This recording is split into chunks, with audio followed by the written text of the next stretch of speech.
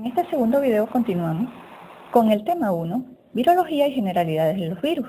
Por eso, si aún se preguntan cuál es la importancia del estudio de los virus, pues déjenme que les cuente que el primer aspecto que realza la importancia de los virus en medicina humana es su patogenicidad, es decir, su capacidad de producir enfermedades. Por ejemplo, en salud pública se ha establecido que las enfermedades infecciosas representan 1/3 de las causas de muerte en el mundo, y dentro de ellas predomina la etiología viral por VIH, hepatitis, virus sincitial respiratorio, rotavirus, sarampión, dengue, entre otros. Muy a pesar de que se han desarrollado vacunas y antivirales contra algunos de estos virus, como por ejemplo la vacuna contra el sarampión y la terapia antiviral para el VIH. Si bien es cierto que el desarrollo y uso clínico de los antivirales es aún restringido, no es menos cierto que representa un hecho fundamental en el tratamiento de algunas infecciones virales como las producidas por herpes simple, varicela zoster, citomegalovirus, influenza, además del VIH. Otro aspecto de relevante importancia en el estudio de los virus es que, sumado a su patogenicidad, algunos se propagan con tal facilidad que son capaces de producir desde epidemias hasta pandemias. Desde épocas antiguas, grandes pandemias azotaron a la población mundial. Por ejemplo, a finales del siglo XIX, en el año 1886, se desató la pandemia de gripe por el virus influenza H2N2, a la cual se le llamó la gripe rusa. Esta causó 1 millón de muertes. Posteriormente, en la segunda década del siglo XX, entre los años 1918 y 1919, otra cepa del virus influenza, la H1N1, provocó más muertes que la Primera Guerra Mundial. Esta gripe mató de 25 a 50 millones de personas en todo el mundo y se le conoció como la gripe española de 1918. Aunque algunos investigadores afirman que no surgió en España el brote, sino en otros países que estaban en guerra, pero que estos no reportaron los casos, mientras que España sí lo hizo. Luego, en los años 1957 y 1968, ocurrieron otras pandemias, pero no tan devastadoras como la anterior. Estas recibieron los nombres de gripe asiática y la gripe de Hong Kong.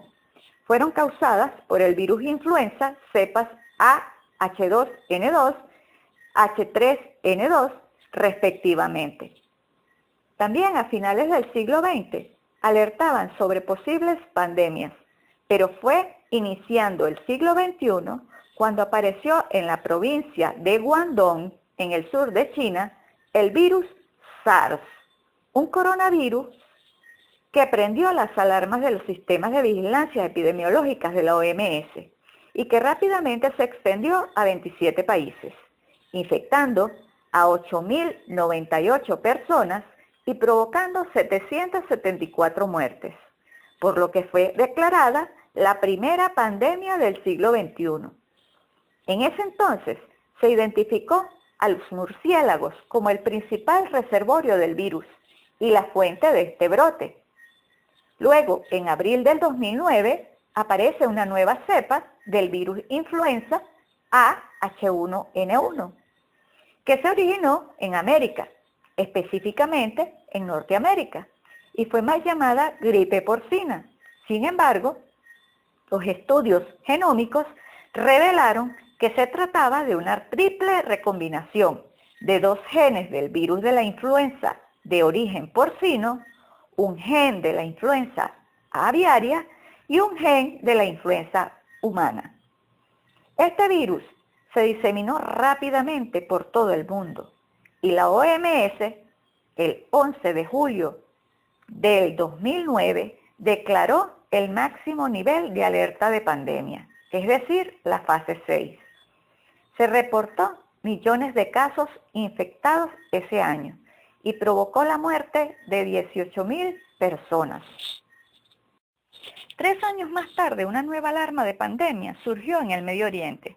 Esta vez se trató de una nueva cepa de coronavirus, a la que se le denominó MERS, el cual se detectó en un paciente procedente de Arabia Saudí en septiembre del 2012, quien murió de neumonía grave y fallo multiorgánico. Se registraron 1.782 casos, con una mortalidad aproximada del 40%. Todos los casos se ubicaron en la zona geográfica del Medio Oriente, en donde permanece como infección endémica, es decir, de esa zona, pues allí múltiples grupos étnicos tienen costumbres y relación directa con los camellos, que parecen ser el huésped intermediario. Sin embargo, la epidemia se extendió de forma secundaria a países de los continentes europeo, asiático, africano y americano. La OMS considera este virus como el cuarto jinete del apocalipsis, después de los virus de la influenza A, H1N1, A, H7N9 y el ébola. En relación precisamente al virus ébola, este se detectó por primera vez en 1976 en 2 brotes simultáneos, ocurridos en lo que es hoy Sudán del Sur y la República Democrática del Congo. La aldea en la que se produjo el segundo brote está situada cerca del río Ébola, que da el nombre al virus. Se considera que los murciélagos son los huéspedes naturales de este virus, pero el brote del 2014 al 2016 en África Occidental fue el más extenso y complejo desde que se descubrió el virus en 1976.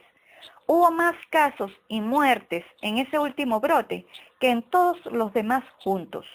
Es decir, se infectaron 28.610 personas y murieron 11.308. Además, se extendió a diferentes países. Empezó en Guinea y después se propagó a través de las fronteras terrestres a Sierra Leona y Liberia, lo que causó alarma ante una posible pandemia. Ahora, para culminar la segunda década de este siglo, en diciembre del 2019 aproximadamente, surge en la ciudad de Wuhan, China, el brote de una nueva cepa de coronavirus, al que se le ha denominado SARS-CoV-2, el cual produce la enfermedad COVID-19, que se desarrolla en un 20% de la población, pudiendo ser mortal en el 5%, principalmente en personas de la tercera edad y con patologías preexistentes, como diabetes e hipertensión, entre otras. Mientras que en el restante 80% de las personas infectadas no representa gravedad. Este es el que nos mantiene en la actualidad en un confinamiento en nuestros hogares, cuyo tiempo de culminación es aún incierto. Quizás no sea muy buena noticia para añadir a este panorama, pero estos no son los únicos virus con los que la humanidad se tiene que enfrentar, pues existen otros que representan serias amenazas, como es el caso de los virus causantes de fiebres hemorrágicas, Marburg y Hantavirus, de los que hay que ocuparse para no preocuparse. Pero en referencia a los virus, no todo es malo. Los virus también pueden tener múltiples utilidades, como por ejemplo para estudios de biología celular y molecular, es decir, utilizando virus se ha avanzado en el conocimiento de genes, mecanismos de replicación, transcripción, ácidos nucleicos, entre otros.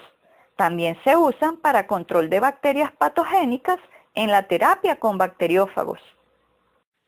Otra de las razones por las cuales el estudio de los virus tiene importancia científica es por su utilidad para introducir pequeñas secuencias genómicas modificadas al genoma de la célula hospedadora, como se hace en la nanotecnología.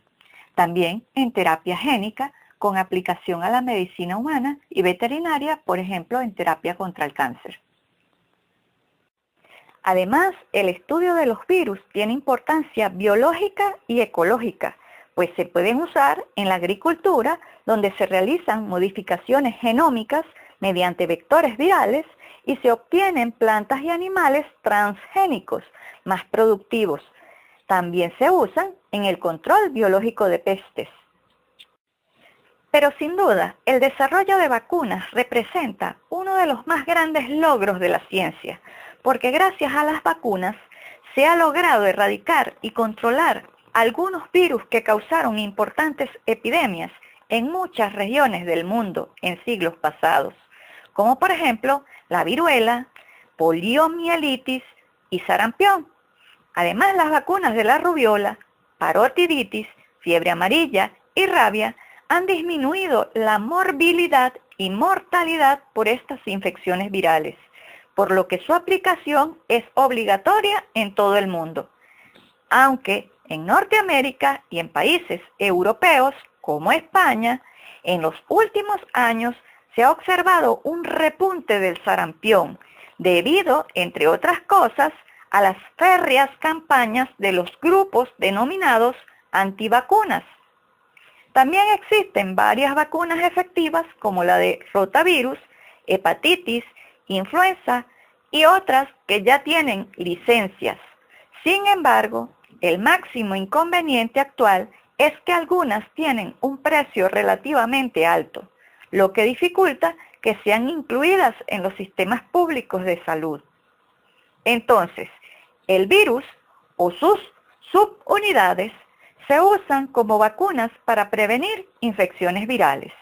Asimismo, ciertas vacunas o subunidades del virus, como vacunas, previenen enfermedades.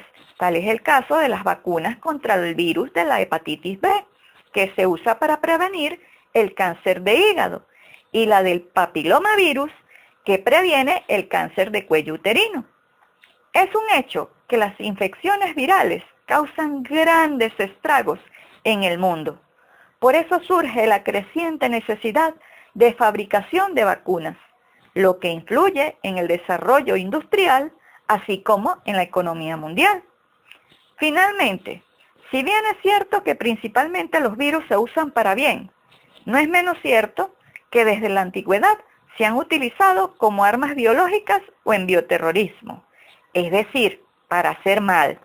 Claro está que es la utilidad más inhumana, antiética y por supuesto la menos deseada.